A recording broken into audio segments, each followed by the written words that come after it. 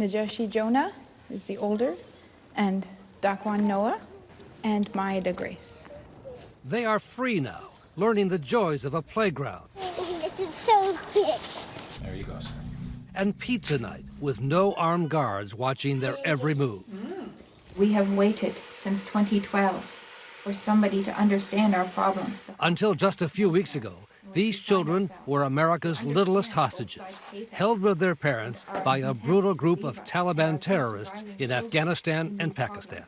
We can only ask and pray that somebody will recognize the atrocities these men carry out against us. Their American mother, Caitlan Boyle, and Canadian father, Joshua, had been kidnapped 5 years ago by the Taliban when she was already 6 months pregnant with her eldest son, Najeshi, a pregnancy the guards wanted to end.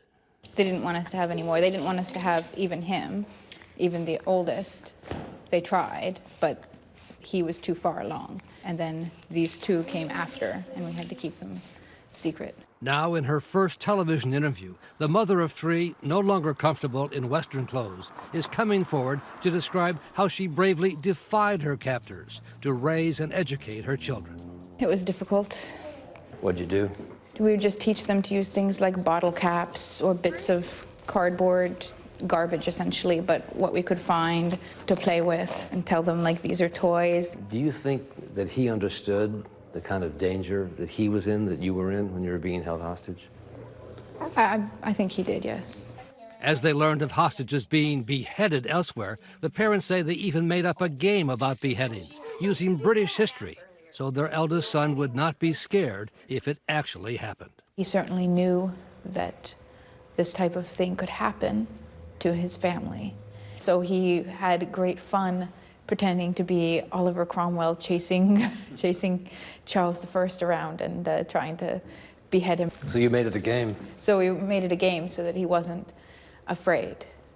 It was far from the childhood Caitlan had growing up in rural Stewartstown, Pennsylvania, where her parents say she was always the center of attention at Christmas. Merry Christmas, everyone. A sense of safety and security her children have yet to know.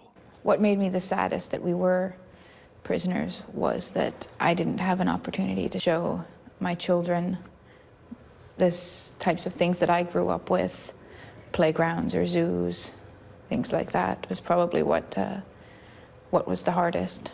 What kept you going?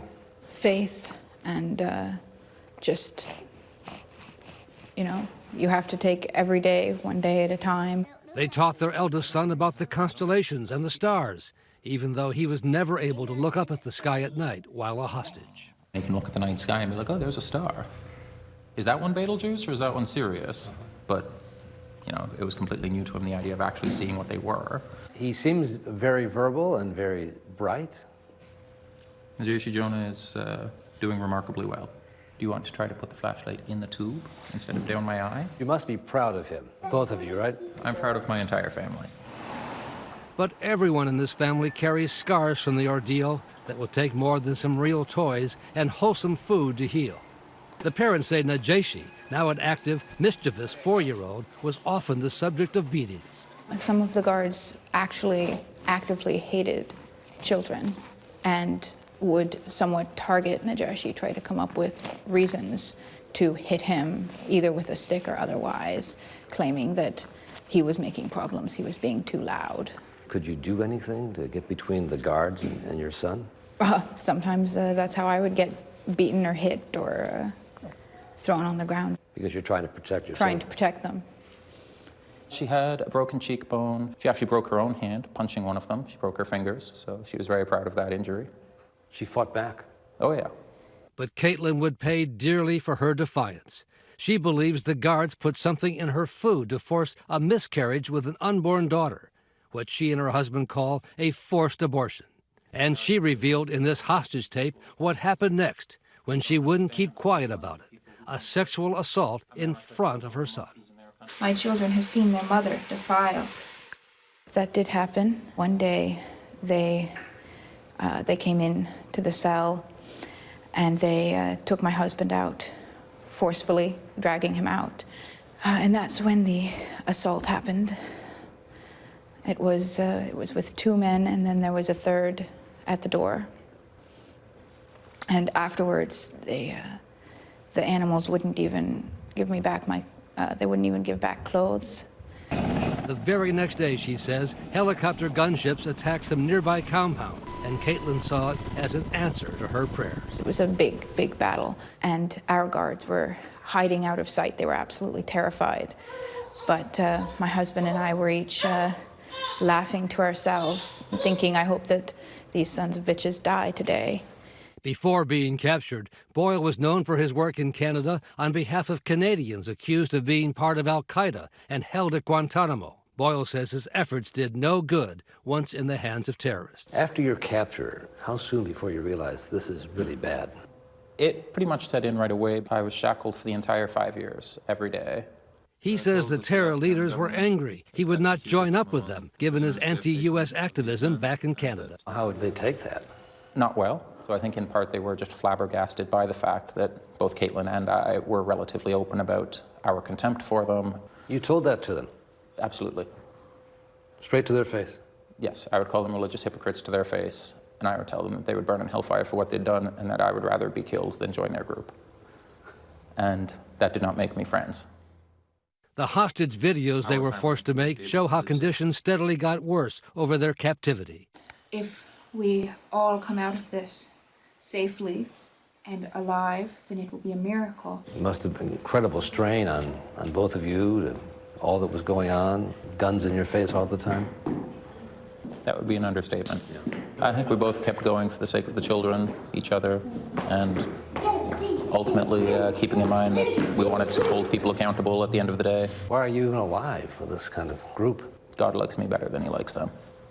The sudden release of a family kidnapped by the Taliban. Their freedom came almost 5 years to the day after they were captured. The family flew home on a commercial aircraft after Boyle refused to let them board a U.S. military plane that was waiting for them. Yesterday, the United States government, working with the government of Pakistan, secured the release of Caitlan Coleman, Joshua Boyle, and their 3 children from captivity from the Haqqani Network, a terrorist organization with ties to the Taliban. He took some credit for negotiating your release. What do you say about that? I don't play politics. You don't want to say anything about that? Whether he is owed to thank you? I don't play politics. Our focus is on trying to hold accountable those who have committed grave human rights violations against us and against others. The Boyles' plan is to settle in Canada, not the U.S., a disappointment to her father, Jim, who remains angry at his daughter's husband for taking her to Afghanistan in the first place. What I can say is, you know, taking your pregnant wife to a very dangerous place, to me, and the kind of person that I am, it's unconscionable. It is not something Joshua Boyle wants to talk about now. Let me ask you this question. What were you thinking when you took your wife there in the first place?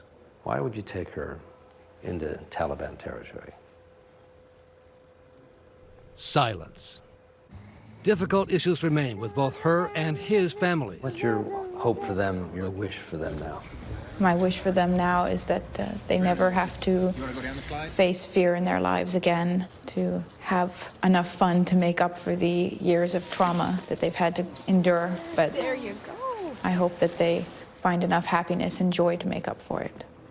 For Nightline, Brian Ross, ABC News, Ottawa, Canada.